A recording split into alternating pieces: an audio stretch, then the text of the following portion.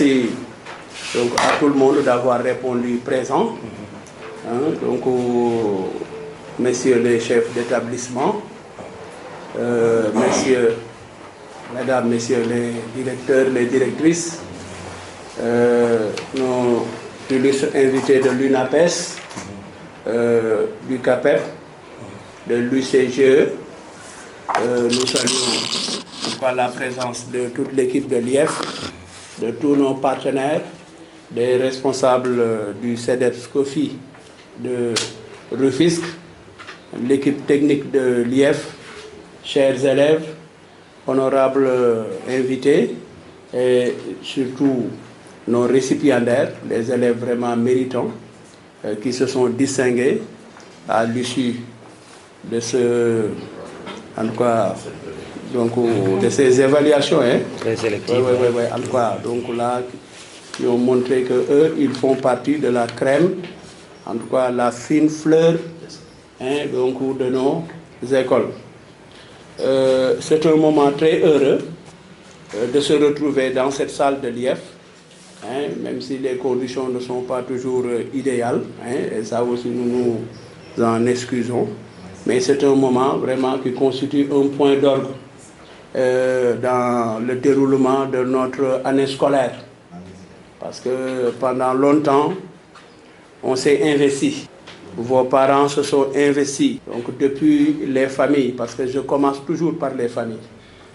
Parce que les premiers éducateurs, ce sont les parents. Le premier cadre de socialisation, c'est la famille. D'abord, donc on s'adresse aux parents, qui jouent un rôle important. Et nous les invitons à continuer à jouer ce rôle de premier plan. Parce que la réussite scolaire d'un enfant, ça commence depuis la famille. La famille, où l'enfant doit avoir le cadre qu'il faut. Parce que le cadre doit être aménagé pour être un cadre d'études, un cadre favorable aux études. Dans une maison, quand on entre, on doit savoir si dans cette maison, on accorde une place aux études ou pas. Parce que si la star de la maison, c'est la télévision, qui est allumée d'une certaine manière, avec un certain volume, je me demande où et quand l'enfant va-t-il avoir le temps de se concentrer.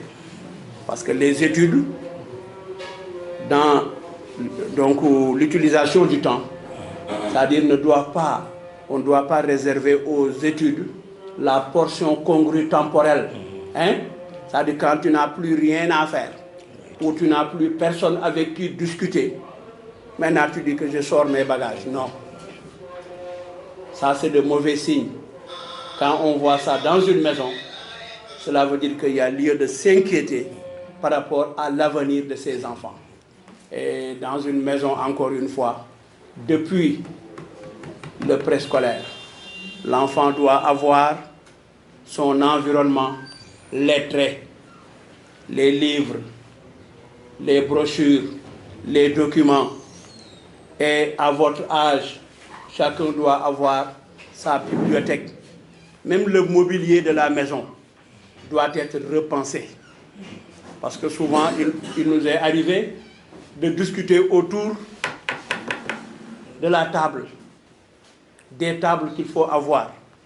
Mais j'ai dit en priorité, moi je ne peux pas concevoir qu'il n'y ait pas de table d'études. Parce que si vous ne faites pas attention, madame, maman va dire table à manger, donc le salon d'une certaine manière, et on ne va rien prévoir pour les enfants. Il faudra maintenant qu'on repense donc les conditions d'organisation et de fonctionnement au niveau de la famille. C'est le lieu aussi de remercier vivement les enseignants.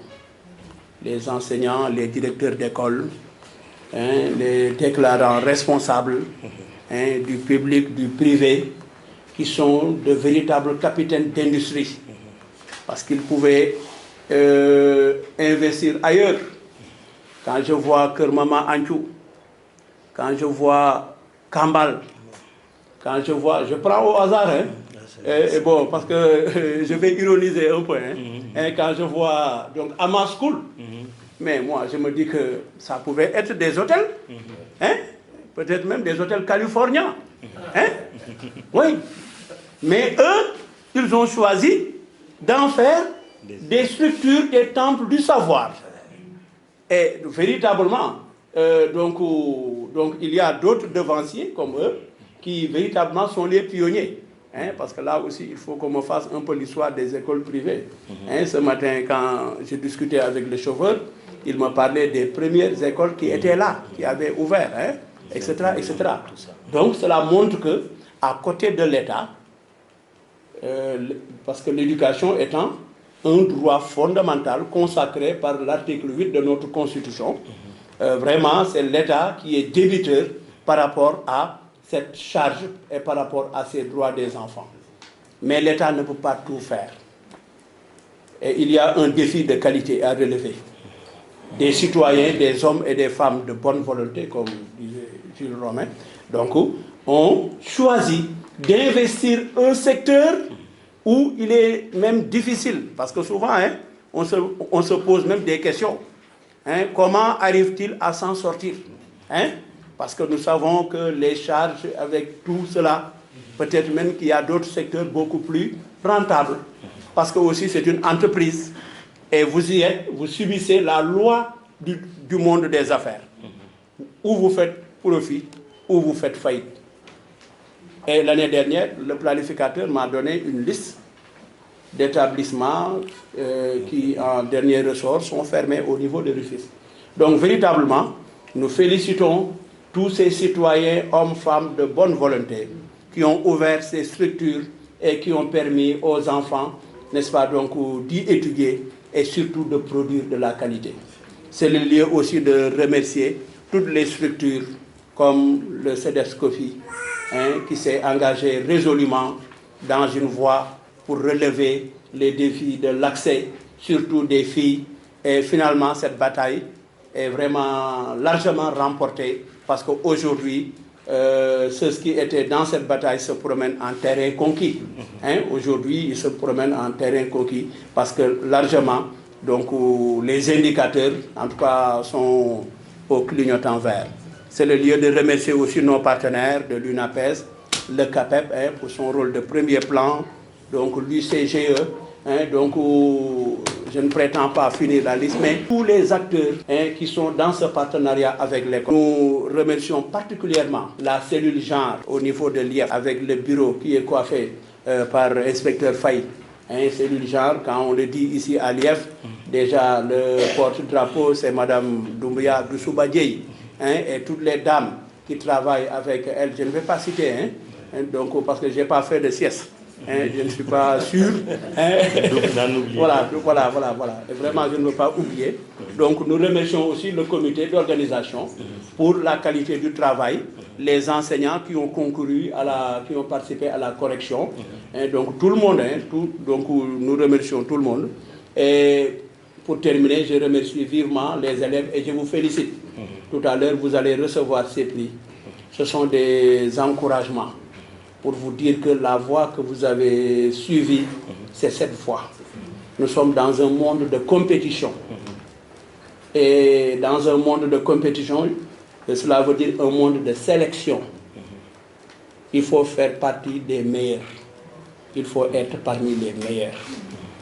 Et c'est cela qui vous permettra un jour de passer des concours, des grandes écoles, pourquoi pas à l'université, et donc aspirer à autre chose. Parce que vous ne devez pas dormir. Hein? Ne dormez pas, en tout cas, sous vos lauriers. Hein? Continuez, persévérez dans cette voie. Parce que, comme je le disais, la réussite de l'élève, en partie, il y a des facteurs qui jouent. Le facteur social, économique, hein, familial. Il y a l'autre pôle pédagogique. Hein, au niveau de l'école, la qualité de l'organisation, l'environnement scolaire, hein, donc en tout cas le bon fonctionnement, la bonne organisation de l'école. Mais l'élément le plus déterminant en dernier ressort, c'est vous autres élèves. La balle est toujours dans votre camp. Vous ne devez pas dormir. Vous devez maintenir vif le flambeau du savoir. Vous êtes dans un temple du savoir. Et comme les Vestales dans la mythologie romaine, vous devez toujours veiller à ce que le feu de la connaissance, ce feu sacré qui nous vient de Prométhée. Prométhée, c'est un titan qui a osé défier les dieux, qui a eu le courage, mais aussi l'ingéniosité d'arracher le feu aux dieux qui étaient là-bas, dans l'Olympe. Parce que les hommes étaient là, ils ne savaient rien, ils ne pouvaient rien. Ça, c'est un enseignement. Certes mythologique, mais attention, c'est la leçon la plus importante en Occident. Parce que l'Occident veut que ces jeunes aient comme référence un titan. Nietzsche l'appelle le surhomme. C'est-à-dire qu'on dépasse ce niveau, qu'on aille jusqu'à un autre niveau. Et partout au cinéma, on vous propose des surhommes. Ce que vous voyez, les Rambo et autres, mais c'est l'incarnation du surhomme. Tarzan, même au milieu des nègres, on vous montre un surhomme blanc, Rahan, etc. Vous aussi, dans le domaine, au plan intellectuel, vous devez être de véritables Prométhées. Et quand je lis Cheikh Anta Diop dans Civilisation ou Barbarie, là, il invite, parce que lui, Prométhée, nangu ko bayi Occident. Parce que nous, nous sommes Prométhée sur Terre. Nous, nous avons développé les mathématiques pendant 3000 ans. L'Europe était encore à l'état sauvage, ainsi que la Chine. Donc l'école africaine s'est développée pendant longtemps, jusqu'au déclin de l'Égypte, presque au 5e siècle, qui la Grèce dogo ubi école. Le siècle classique grec, c'est le 5e siècle. La Chine, avec Confucius, c'est le 5e siècle. L'Inde avec Bouddha, la Perse avec Zarathustra, c'est toujours 5e, 6e siècle. Donc nous, nous ubi balbi. Faites quoi? Donc ba moutas, ba sabar ga tassé. La ca ñee bokk ndax sabar donc bu tasee ñëppay feccandoo ca la ñee doog a wàllu yaan. Donc ñun ñooy les premiers Prométhées. Continuons à être les Prométhées, c'est-à-dire à être les meilleurs, et cela commence par ce travail. Si vous avez bien compris le poème de David Diop, il vous le dit. Il vous le dit, parce que les gens se demandaient c'est quoi l'Afrique. Répétez les questions qu'il a posées à sa mère Afrique. Mais surtout, écoutez et méditez la réponse avec la voix grave que la mère lui a donnée par rapport à cet arbre là-bas, qui est en train de repousser résolument. Ça, c'est le signe de l'Afrique renaissance, l'Afrique renaissante, l'Afrique en renaissance. Et nous allons retrouver notre place dans le grand schéma évolutif de l'histoire de l'humanité. Et cela commence par ce travail que vous êtes en train de faire. Et Cheikh Anta Diop, en ce domaine, constitue une référence. Et nous devons aller au rendez-vous du donner et du recevoir, comme le disait Senghor, mais pas avec les mains vides. Nous allons venir là-bas avec notre humanisme, mais surtout permettre à l'humanité d'entrer résolument dans l'ère de la civilisation et sortir définitivement de l'ère de la barbarie.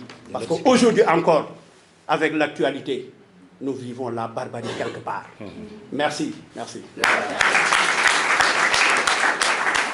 Salam alaikum wa rahmatullah mbolomi.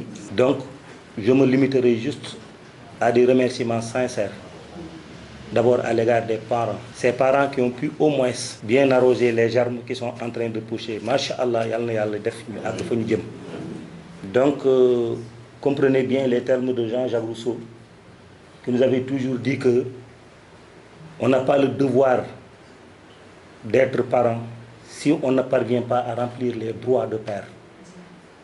Car au-delà de mettre un enfant au monde, on doit quand même implicitement reconnaître qu'on a droit à fournir à la nation des hommes, à la société des êtres civilisés, mais à la République aussi des citoyens. Donc vous, chers parents, qui avez au moins encadré vos enfants jusqu'à ce qu'ils soient primés à l'issue d'une sélection assez rigoureuse, le mérite vous revient. Et merci à vous. Merci aussi à nos chers enseignants, à qui nous savons quand même qu'ils se sont donnés corps et âme, parce que nous savons bien les conditions aussi drastiques que vous êtes en train de travailler avec nos enfants. C'est toujours bien. vous êtes toujours sur la réponse de la première indication divine. Dieu nous disait qu'il faut aller chercher le savoir jusqu'au-delà de Chine. Je crois que c'est le prophète comme ça qui nous a rapporté ça. Talabul elmu walaw bi Chine. Et je pense que présentement, nous sommes en train de revoir et de faire revivre cette assertion. Puisque ici, c'est comme si l'humanité a mis à l'écart cette assertion-là. Au lieu d'aller chercher du savoir pour réussir, on a comme l'impression d'aller chercher de l'avoir pour réussir. Donc, je pense que ce savoir-là que nous sommes en train de faire, c'est ce savoir qui va bâtir ce monde. Et là, nous sommes en train de faire reconnaître à la société que la chose la plus prisée au monde, c'est vraiment ce savoir-là. C'est-à-dire cette matière grise qui devrait être la chose la plus prisée. Heureusement que nous sommes en train de faire revivre ça. Vous qui êtes enseignants, qui êtes en train de donner ces élèves à cela, vraiment nous vous remercions. Nous remercions aussi ces élèves qui ont été très conscients. Parce que ils ne sont pas seulement les élèves avec qui ils étaient. Je veux dire qu'ils ont été une petite portion par rapport à une sélection assez stricte et ils ont été quand même pris. Ça veut dire que le mérite leur revient. Donc, vu cette triptyque de comment dire encore, partenaires qui constituent cela, c'est-à-dire, je veux dire, les élèves, les enseignants et les parents, donc, je vous remercie. Et je remercie aussi l'autorité pour avoir quand même fait une organisation pareille et primé au moins la matière grise. Parce que partout, il y a beaucoup de choses qui ont été primées. Moi, je vois des... si j'ai à, par exemple, vous paraphraser, je dirais que je vois des Sadio Mané ici. Puisque pour une fois au moins, la matière grise est prisée et la matière grise est sélectionnée comme le meilleur des footballeurs a été sélectionné. Il y a des Miss Djongoma, il y a des Miss Beauté, il y a des Miss autre chose. Il y a aussi l'excellence a été toujours saluée partout. Mais très rarement que le savoir est salué comme vraiment une chose qu'on devrait quand même auréoler. Heureusement que nos chers enfants ont porté aujourd'hui le drapeau de la matière grise et nous vous en félicitons. Et surtout, quelle matière? C'est-à-dire, je crois bien, c'est les sciences et les mathématiques qui sont vraiment les fondamentaux de l'évolution de notre avenir même, je dirais. Puisque plus qu'on est scientifique, plus qu'on est mathématicien, plus qu'on devient de plus en plus constructif. Et retenez que, comme disait l'autre, l'homme est un animal compétitif. L'homme, il est un animal compétitif. Et c'est inhérent à sa personne. Donc, aucune récompense sans effort, une récompense sans effort est aussi mauvaise qu'un effort sans récompense. Donc, il faut que les efforts soient récompensés. Il faut à chaque fois pousser les élèves vers l'excellence. Parce que, nous, comme il l'a si bien dit, nous n'avons plus besoin de moyens. Moyens, c'est-à-dire ni moyens médiocres, mais on a besoin d'excellence. Puisque nous sommes vraiment en face des défis qui, pour les relever, on n'a plus besoin d'être moyen ni bien, mais il faut qu'on soit excellent. Donc, chers parents, chers élèves, essayons de se hisser vers l'idéal même de l'excellence pour le bien-être de notre pays. Donc, vraiment, je vous remercie et je veux que la fête, je souhaite et je veux que la fête soit belle. Merci à tous.